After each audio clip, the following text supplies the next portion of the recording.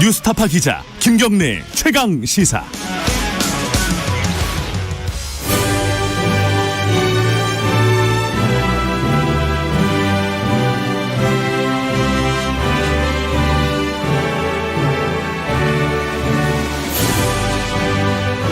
네, 매주 금요일 전국의 가장 뜨거운 현안을 여야 의원 두 분과 이야기 나눠봅니다. 최고의 정치, 오늘도 두 분 나와 계십니다. 먼저 더불어민주당의 김진표 의원님 나와 계십니다. 안녕하세요. 안녕하세요. 네, 그리고 자유한국당의 김영우 의원님도 나와 계십니다. 안녕하세요. 네, 반갑습니다. 김경래 최강 시사는 유튜브 라이브로도 함께 하실 수 있습니다. 유튜브에 가셔서 KBS 1라디오 이렇게 검색하고 들어오시면은 지금 김진표 의원님 그리고 김영우 의원님 얼굴을 확인할 수 있습니다. 오늘도 수염을 안 갖고 오셨고요. 거의 깎았죠. 거의 밀었다고 봐야죠. 그리고 문자 참여도 기다립니다. 샵 9730으로 보내주시고요. 짧은 문자는 50원, 긴 문자는 100원 들어간다고 합니다. 자, 스마트폰 애플리케이션 콩으로 보내시면은 무료고요. 자, 오늘 얘기할 게 뭐 크게 두 가지인데요. 하나는 북한 얘기하고 하나는 이것도 또 북한 얘기네요. 북한 어선 얘기. 네. 두 가지인데 뭐 뭘 먼저 할지는 조금 이따가 보고, 일단 제가 기사를 오늘 하나 읽었는데 김진표 의원님이 책 쓰셨더라고요. 네, 예. 그 제목이 뭐죠? 구직 대신 창직하라. 그러니까 기술 벤처를 육성하는 것만이 우리 경제의 이 침체를 극복하고 새로운 성장 동력을 만들 수 있는 길이다. 그러기 위해서는 금융 혁신을 해야 된다. 이런 걸 주제로 쓴 책입니다. 금융 쪽도 들어가 있군요, 얘기가. 그러니까 예. 그게 중심입니다. 그러니까 그래요? 예. 우리 금융이 지나치게 안정 추구형으로 융자만 담보 잡고 돈 빌려주는 이자율 차이만 의존하는 융자를 대신에 예. 미국이나 선진국처럼 투자를 해야 된다. 직접 그러니까 융자에서 투자로의 금융 혁신이 기술 벤처를 새로운 성장 동력으로 만든다. 예. 그 최근에 국회가 안 열리고 있지 않습니까? 그래서 시간이 많으셔서 쓰셨나요? 작년 10월부터 제가 예. 당의 국가경제자문회의 의장을 하면서 예. 주로 이 문제를 강조했고, 그래서 금년도 우리 정부가 최우선으로 경제 활력을 회복하는 데 지금 역점을 둬야 된다 예. 하는 걸 강조 지금 하고 있죠. 그래서 예. 그걸 뒷받침하는 의미에서도 이 책이 좀 도움이 될 것 같아서. 알겠습니다. 바쁘신 와중에 이게 책 쓰시는 분들이, 정치인분들이 많습니다. 김영우 의원님은 어떤 책을 생각하고 계십니까? 저는 뭐 과거에 이제 제 자서전격인 책을 좀 썼고요. 예. 이제 앞으로 써야죠. 소설 같은 거 쓰시는 분 좀 나왔으면 좋겠어요. 저도 그거 좀 희망하고 있습니다. 알겠습니다. 원래 참 기자 출신이시니까. 제가 출판문학 담당 기자 했었어요. 자, 오늘요. 이 북한 얘기가 있고 북한 어선 얘기가 있는데, 자, 뭐 두 개 한 절반씩 갈 거예요. 근데 뭐 김영우 의원님한테 네. 먼저 그 선택권을 뭐부터 얘기할까요? 네, 북한 목선 먼저 해야죠. 일단. 그러면은 북한 목선 얘기부터 할게요. 일단 사과했습니다. 그 국무총리 선까지 사과를 했습니다. 일단은. 저는 제가 볼 때 이게 적당히 국방부 장관이나 국무총리가 네. 이렇게 유감 표명하고 간단한 형태로 사과할 일이 아니다. 네. 제가 보니까요, 이 목선에 대한 이 사태에 대한 네. 그 해경에 보고하고 군에 국방부의 그 보고가 완전히 차이가 있어요. 해경은 그래도 사건 접수되고 15일이었죠. 예, 15일 날 그 접수되고 19분 만에 그 청와대라든지 국정원이라든지 이런데 유관기관에 보고를 했더라고요. 비교적 정확하게 한 것 같아요. 네. 그런데 이틀 후에 군 그 합참의 발표를 보면 완전히 그 사안이 축소돼 있고 은폐돼 있고 네. 이렇게 돼 있어요. 그래서 그 이틀 동안 청와대와 국정원과 군이 무슨 일을 했는지 저는 이거 국정조사감이다 이렇게 생각을 합니다. 적당히 네. 이 얼버무릴 일이 아니에요. 일단은 여당 입장도 좀 들어봐야 될 것 같습니다. 어떻게 보십니까?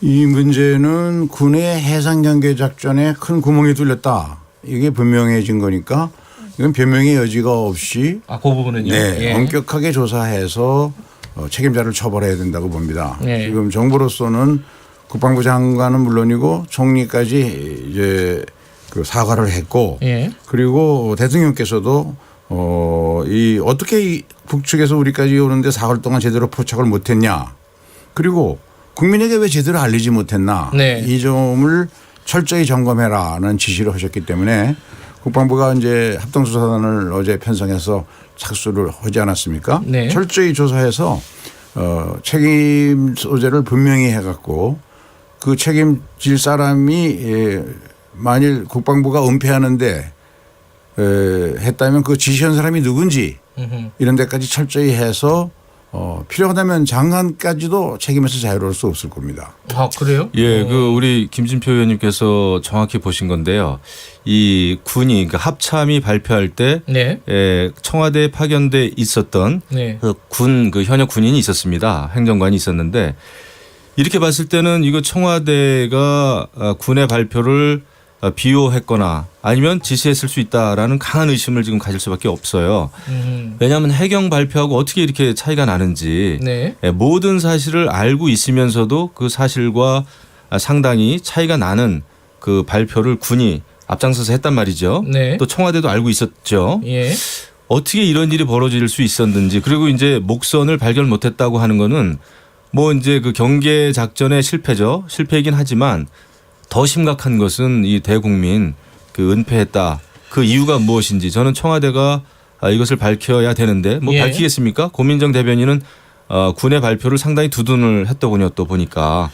그래서 이것은 앞뒤가 안 맞고 이것은 우리 국방 대비 태세를 총점검한다는 의미에서도 이것은 국정조사해야 됩니다. 그리고 대통령께서도 이 다시 한번 점검해봐라라고 예. 하는 지시를 내리셨습니다마는 예. 대통령께서는 군의 최고 통수권자 아니십니까?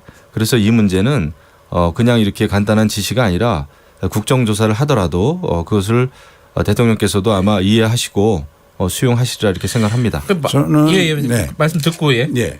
저는 다 김영우 의원님 말에 동의합니다. 네. 그런데 그렇게 하려면 빨리 여당 혼자서 국정조사 한다고 또 그것은 뭐 할 리 없잖아요. 그러니까 국회를 정상화해가지고 예. 할 일이 얼마나 많습니까 지금. 예. 그리고 특히 김영우 의원께서 오늘 당장 우리 자유한국당 의총에 가서 이제 국회 들어가자라고 주장하시리라고 저는 믿습니다. 왜냐하면 김영우 의원님이 얘기가 또 그쪽으로 튀는데요. 김영우 의원님이 옛날에 그 2016년인가요? 예. 그 자유한국당 당론으로 국정감사를 못하겠다 하고 한 적이 있었어요. 예. 그때 안보 문제가 좀 있었거든요. 그러니까 김영우 의원이 국방위원장으로서 그때 국방위원장이셨죠. 이 중요한 네. 시기에 나는 당론에 관계없이 국방위원장으로서 책임을 다하기 위해서 국정감사 하겠다. 네. 이렇게 해가지고 한 적이 있어요. 그때 감금되셨었죠? 예, 그래서 사실 저는 오늘 이제 우리가 의총이 열리는데, 예, 물론 이제 최종 결정은 뭐 원내 지도부가 할 일입니다만은, 네. 이 국방 대비 태세를 총점검하고 국정조사 이런 것을 요구하기 위해서는, 예, 저는 그 사실 내부적으로 얘기를 좀 할 생각이에요. 아 그래요? 예, 왜냐하면 들어가자. 예, 이것처럼 중대한 일을 김영우 위원장님 내부적으로 얘기하지 말고 이 자리에서 얘기하십시오. 아니 그러니까 제가 내부적으로 얘기한다는 건 전 국민한테 사실 얘기한다는 뜻입니다.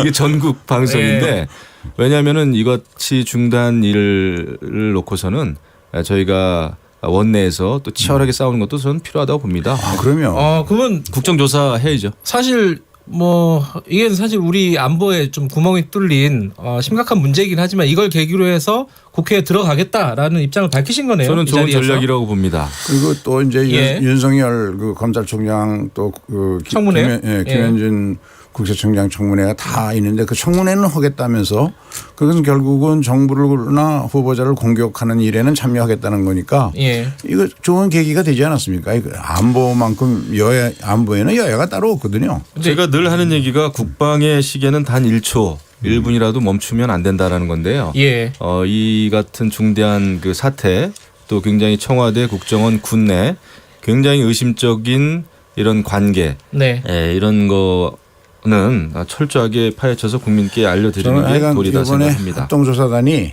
두 가지를 분명히 밝혀야 된다고 봅니다. 하나는 지금 모두 세 가지네요. 하나는 지금 발표가 축소 왜곡이 됐는가 여부를 철저히 밝혀야 되고 근데 그것은 국회의 활동이 더 정확하게 밝히는 데 도움이 될 겁니다. 그래서 자유한국당이 국회를 정상화시켜야 된다는 것이고 합동조사단이 해야 할 일은 왜 이러한 해상 경계 작전에 큰 그 허점이 드러났는가? 네.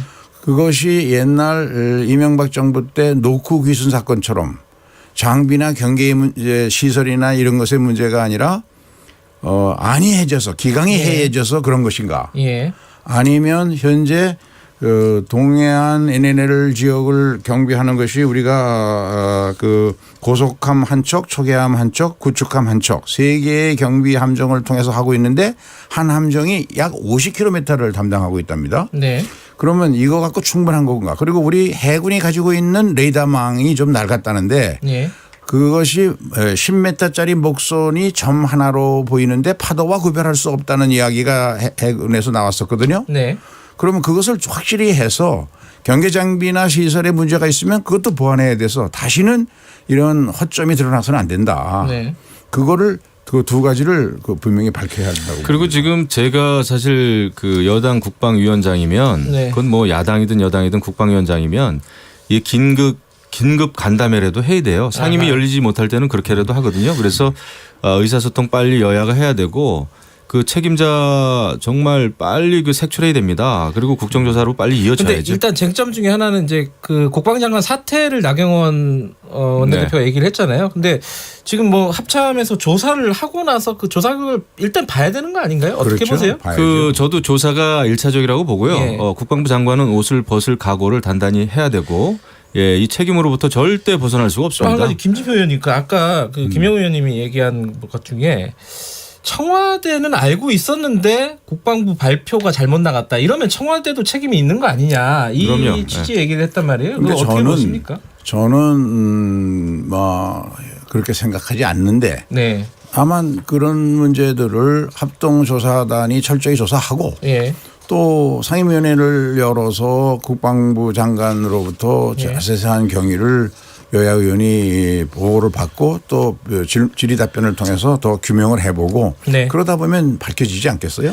알겠습니다. 이 부분은 뭐 여기 원내대표 없는 상황에서 저희들끼리 합의했습니다. 이제 열기로 국방위원회 빨리 열어서 뭔가 이 원인이나 대책이나 밝혀야죠. 이런 예. 부분들 논의를 해야 된다. 일단 거기까지만 얘기할게요. 이게 뭐 구체적인 네. 쟁점으로 들어가면은 시간이 너무 없을 것 같고요. 그 북한 얘기 다른 북한 얘기 좀 해보겠습니다. 네, 네. 자, 시진핑 주석이 북한에 어제 방문을 했습니다. 3자 구도에서 4자 구도로 지금 변환되는 시점이다. 그러니까 일이 어떻게 보면 더 뭐 경색 국면이 풀릴 수도 있지만 어떻게 보면 더 복잡해질 수도 있는 거고요. 이 부분은 뭐 김진표 의원님 먼저 의견 예. 좀 듣고 시작을 하는 게 좋을 것 같습니다. 예, 이 문제는 그 종전부터 많은 전문가들 사이에 네. 지금 시진핑이 곧 북한을 방문할 것이다. 특히 G20 전에 방문할 것이다라는 추측이 있었습니다. 이유는 네. 미중 통상협상이 아주 난산을 겪고 있고 네. 사실상 실무회담은 결렬됐거든요. 네. 이것을 트럼프가 이번 G20에서 시진핑을 만나서 최후 결판을 내겠다라고 여러 차례 공언을 해왔습니다. 네. 그리고 지금 통상협상 외에도 홍콩 문제, 대만 문제 모두 다 해서 화해이 문제까지 해서 미국이 중국을 세게 압박하고 있거든요. 네. 그러면 중국의 입장에서는 북핵 문제를 미국이 해결하는 데 관심이 있는데 그러려면 북한과 중국의 특수한 관계, 혈맹이라고 주장하는 그 관계 그리고 북한의 에너지와 식량의 70%를 지난 70년간 공급해 왔다. 그런 북한의 중국의 특수한 관계를 과시해서 미국과의 협상에서 지렛대로 이용하려는 네. 당연한 생각을 하겠죠. 예. 그래서 그런 걸 예측해 왔고 그것이 결과적으로 한반도 비핵화 문제에 있어서는 현 시점에서 좋은 방향의 모멘텀을 만들 수도 있다. 그래서 비건 대표가 이 미국과 중국이 비핵화 문제에 있어서는 네. 100% 같은 생각을 가지고 있고 이번에 좋은 메시지를 북한에 보내주리라고 믿는다. 이렇게 코멘트를 좀 했더라고요. 긍정적으로 보시는군요. 네, 이런 네. 상황을. 그 김영우 의원님은 어떻게 보십니까? 네, 저도 이번에 사실 그 형식은 당연히 이제 북중 정상회담인데요. 예. 그 시진핑도 그렇고 김정은도 그렇고 결국 미국 트럼프 대통령에게 하는 메시지이더라고요 보니까. 예, 그것은 뭐냐면은 김진표 의원님 말씀대로 이제 또 G20이 열리지 않습니까? 네. 그러면은 그 정상회담 중에 이제 트럼프 대통령하고 이제 시진핑 주석이 또 만나게 되는데 네. 아마도 시진핑 주석은 트럼프 대통령을 만나기 전에 이 한반도 문제, 특히 북한의 그 비핵화 문제라든지 이런 네. 한반도 정세를 풀어가는 데 있어서 중국의 역할이 클 것이다. 네. 적극적으로 역할을 하겠다라고 하는 메시지를 미리 트럼프 대통령에게 알린 거죠. 여기 시진핑 주석 발언을 보면은요. 네. 북한의 그 안보에 힘이 닿는 데까지 이제 도와주겠다. 네. 그리고 한반도 비핵화 실현을 위해서는 보다 중국이 적극적이고 건설적인 역할을 하겠다. 아까 우리가 얘기했지만은 이제 그 3차 함수가 4차 함수로 이제 바뀌는 거예요. 구도가 바뀌는 거죠. 네. 중국이 적극적인 역할을 하겠다고 나서면 결국 이 문제가 근데 어떻게 이제 풀릴지는 굉장히 예의주시해야 됩니다만은 네. 과거 2005년 이런 때도 중국이 주도하는 육자 회담이 열리지 않았습니까? 네. 그랬을 때 결국 그럼에도 불구하고 9.19 합의까지는 했지만은 그 이듬해 2006년도에 북한이 1차 핵실험을 했어요. 그래서 저는 중국의 역할이 적극적인 역할이 네. 이 문제를 푸는데 해결이 될지 걸림돌로 작용할지 모르겠으나 저는 낙관적이지 않습니다. 훨씬 복잡해졌고 특히 미중의 무역전쟁, 패권전쟁이라는 구도 속에서 일어나고 있는 거기 때문에 중국이 역할을 할수록 또 대한민국의 아마 대북 그 역할은 굉장히 축소될 수밖에 없다 이런 생각을 하죠. 어쨌든 뭐 북한과 중국이 만나는 이 이벤트를 하나의 뭐 큰 어떤 쇼라고 보면은 관객은 주된 타겟 관객은 미국이지 미국이죠. 않습니까? 네. 그 부분은 뭐 다 동의하시는 건데. 네. 근데 이제 우리 역할이 좀 달라져야 되는데 우리가 그런 대비라든가 대책이 있는 것이냐 이 부분에 대한 걱정들이 있습니다. 그러니까 지금 네. 상황이 급변한 건데요. 정세현 장관까지도 그런 걱정을 하셨더라고요. 예. 그런데 그 문제는 지극히 당연한 기본적인 협상의 자세입니다. 지금 이 문제를 가지고 한국의 역할이 줄어들 것이다라는 식의 시각은 너무 좁게 보는 것이고 예. 비건이 얘기한 것처럼 양쪽이 북한과 미국 모두 유연한 자세를 가지고 하겠다는 생각을 갖고 있다는 걸 얘기를 하면서 네. 그러나 아직은 비핵화의 개념 자체도 일치하지 않고 있다. 네.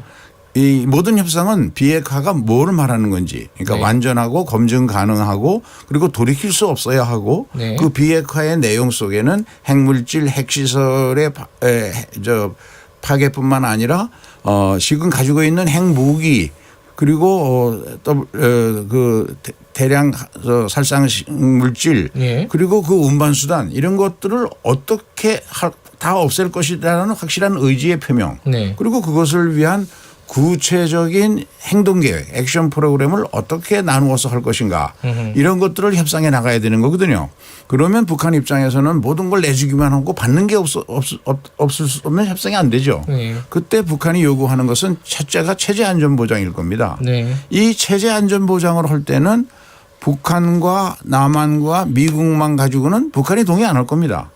당연히 체제 안정에는 전쟁의 당사자였던 중국도 있어야 되죠. 그러니까 사자 회담을 당연한 전제로 하되 다만 지금은 비핵화 개념도 아직 합의가 안 되고 이런 액션 프로그램이 안 나온 단계까지는 한반도 운전자를 주장하는 우리 문재인 대통령이 중간에 서고 북미 간의 협상을 통해서 해결하는 것이 효율적이고 네. 어느 정도 이것이 이루어지게 되면 이제부터는 북한의 체제 안전 보장을 어떤 수준에서 할 것이냐 어떤 선에서 할 것이냐 비핵화의 과정과 이런 것들을 협의해 나가야 되기 때문에 그런 점에서 청와대 그 대변인도 발표를 했던데 그 정부가 시 주석의 북한 방문이 이 시점에서 북핵 문제 해결에 기여할 것이다라고 보고 시진핑의 북한 방문을 조기에 실현할 수 있도록 그동안 중국과 협의해 왔다라고 발표한 바가 있습니다. 네, 저는 요 말씀 여기까지 듣고요. 예. 제가 걱정하는 건 그겁니다. 지금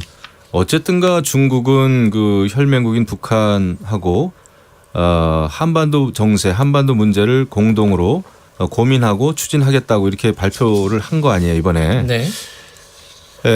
북중 관계는 문제가 없다고 보죠. 네. 그런데 문제는 이제 한미 관계입니다. 지금 한미 관계예요. 왜냐하면은 미국의 기본적인 대북 전략은 북한의 핵 문제가 풀리기 위해서는 대북 제재를 그래도 공고히 해야 되고 네. 국제사회에 그게 공조가 이루어져야 된다라고 하는 게 기본 그 흐름인데 네. 지금 대한민국 정부 우리 정부는 오히려 대북 제재를 완화해야 된다라는 말을 여러 차례 그것도 이제 국제 무대 외교 무대에서 여러 차례 얘기를 했단 말이에요. 다른 네. 그 나라의 정상 앞에서 문재인 대통령이 직접 하셨죠. 그렇게 되면 결국 그 북한의 핵 문제가 우리가 의도하는 대로 풀리겠느냐.